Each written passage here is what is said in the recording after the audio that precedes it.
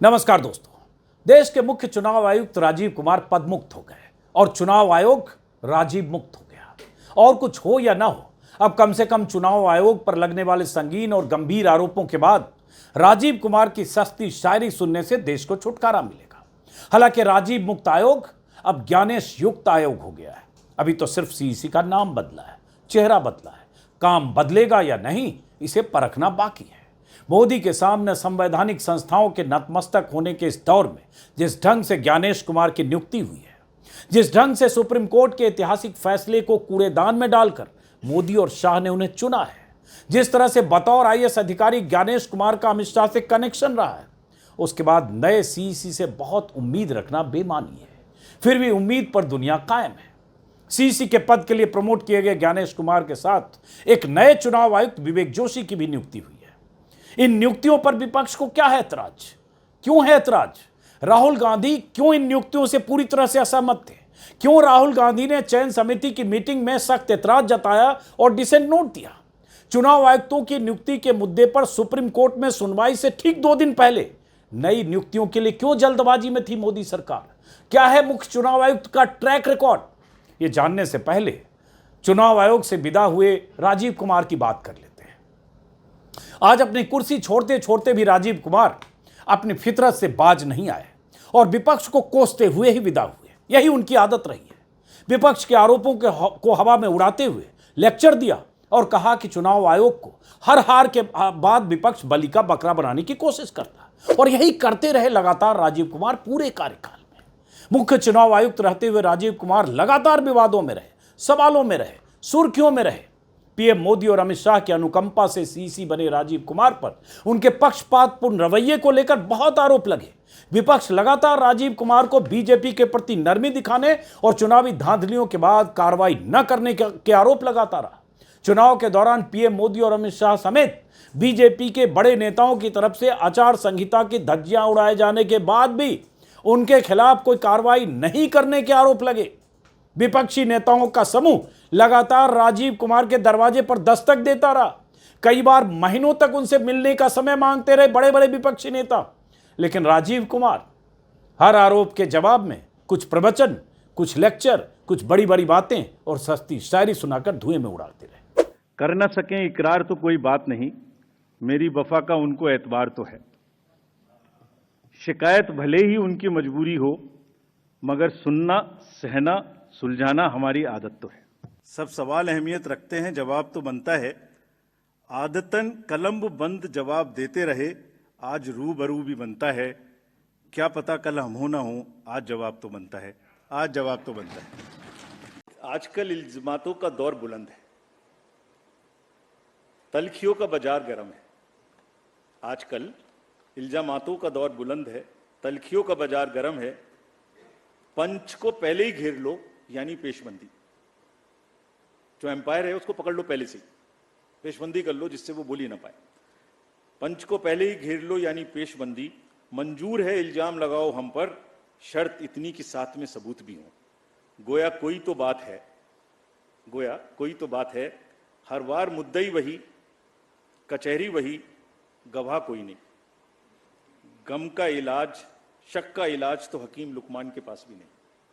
हर चुनाव के पहले या बाद में राजीव कुमार की हर प्रेस कॉन्फ्रेंस को देखकर ऐसा लगा जैसे इस आदमी ने तय कर रखा हो कि आप कुछ भी कहते रहो, किसी भी तरह का सबूत देते रहो या रीड विहीन चुनाव आयोग की रीड तलाशते रहो। हमारे पास जुमले हैं, बड़ी बड़ी बातें हैं, बड़े बड़े दावे हैं, और इससे काम न चले तो ये लो सस्ती शायरी है। हर बार उनकी शायरी सुनकर ऐसा लगा जैसे आरोपों में आकंठ डूबे राजीव कुमार ऐसे मौकों के लिए कुछ तुकबंदी गढ़कर सूट बूट में आकर प्रेस कॉन्फ्रेंस में बैठ जाते थे।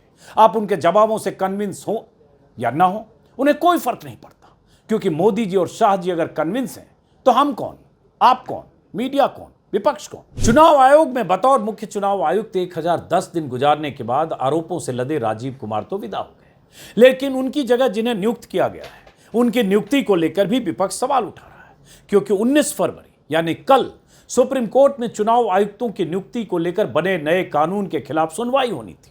लेकिन सुनवाई से ठीक 2 दिन पहले चयन समिति की बैठक हुई और आनन फानन में चुनाव आयुक्तों की नियुक्ति मोदी और शाह के मन के मुताबिक हो गई।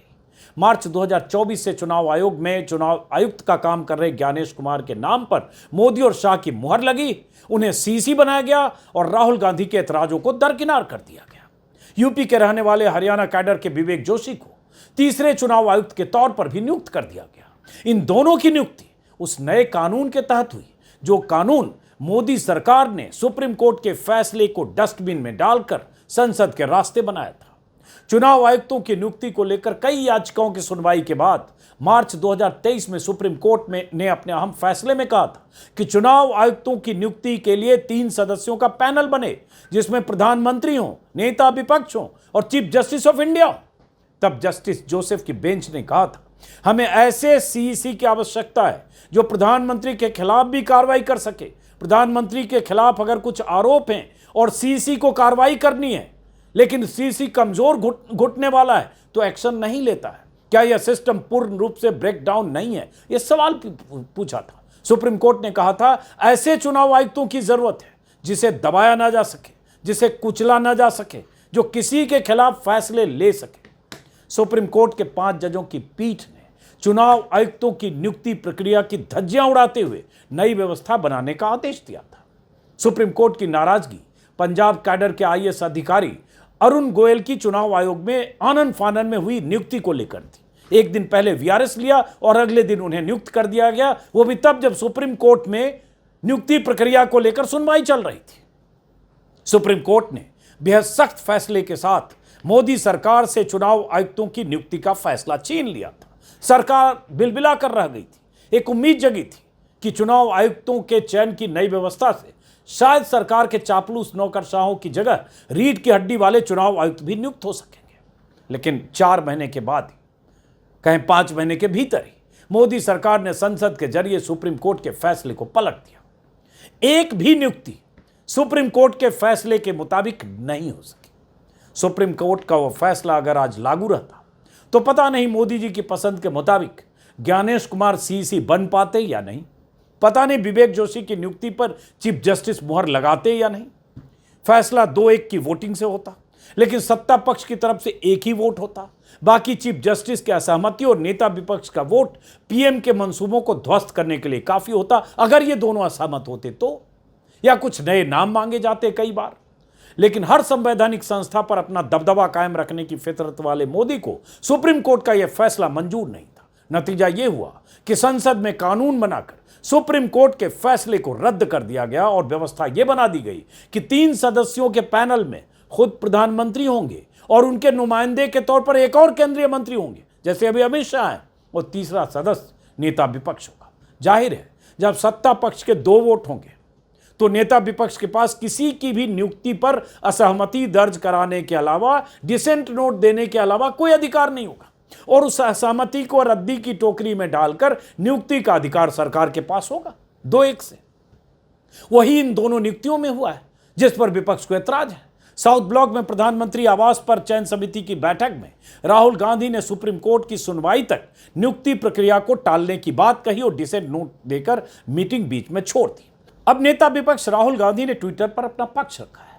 राहुल गांधी ने अंग्रेजी में अपना बयान दिया है ट्विटर पर, एक्स पर, जिसका हिंदी तर्जुमा कुछ इस तरह से है। बकौल राहुल गांधी अगले चुनाव आयुक्त का चयन करने के लिए समिति की बैठक के दौरान उन्होंने प्रधानमंत्री और गृह मंत्री को एक असहमति का नोट दिया था, डिसेंट नोट।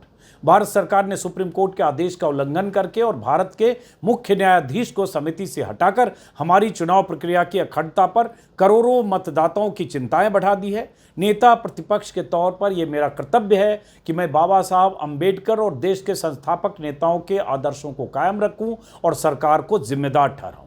नए सीईसी का चयन करने के लिए आधी रात को फैसला लेना प्रधानमंत्री और गृह मंत्री के लिए अपमानजनक और अशिष्ट है, वो भी तब जब समिति की संरचना और प्रक्रिया को सुप्रीम कोर्ट में चुनौती दी जा चुकी है और 48 घंटे से भी कम वक्त में सुनवाई होगी।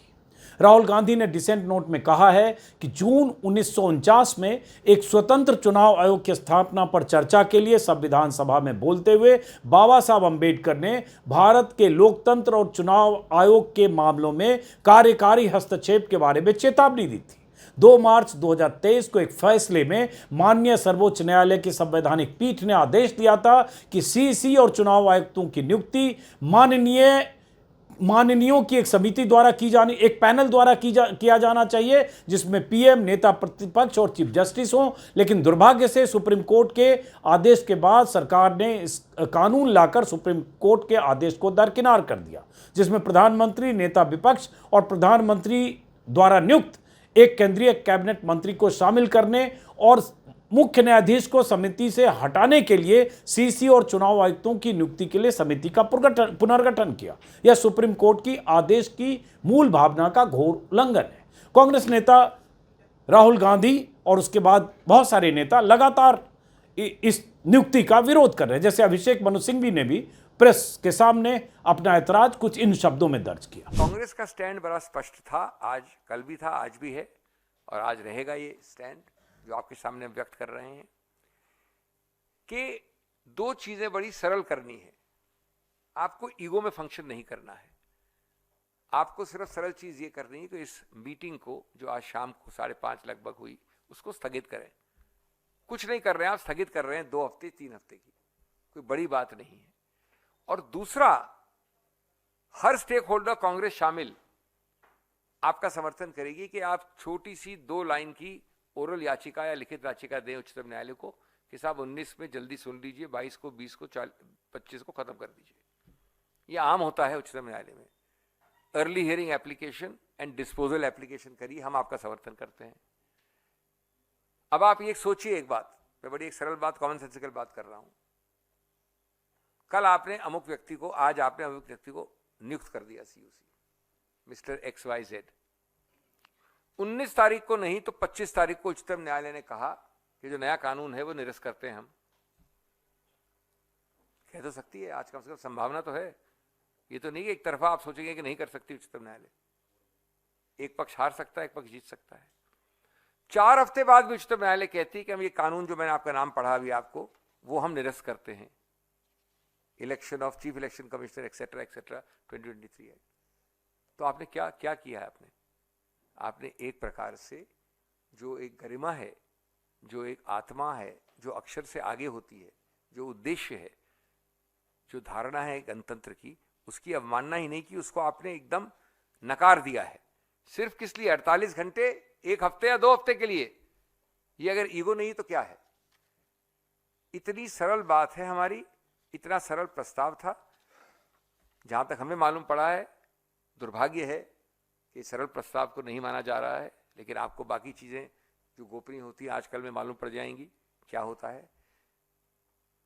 मैं समझता हूं कि बाय रिमूविंग और trying to keep the Chief Justice out of the appointment process as an independent entity, the government has made it clear they want only control but not credibility.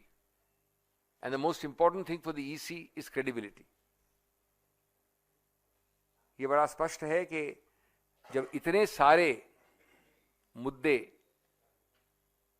शंका के घेरे में है, जहां तक चुनाव आयोग का सवाल उठता है, जो आपने पिछले 2 वर्ष में ज्यादा देखे हैं, लिखित रिप्रेजेंटेशंस देखे हैं, तो मोदी जी ने जो नए कानून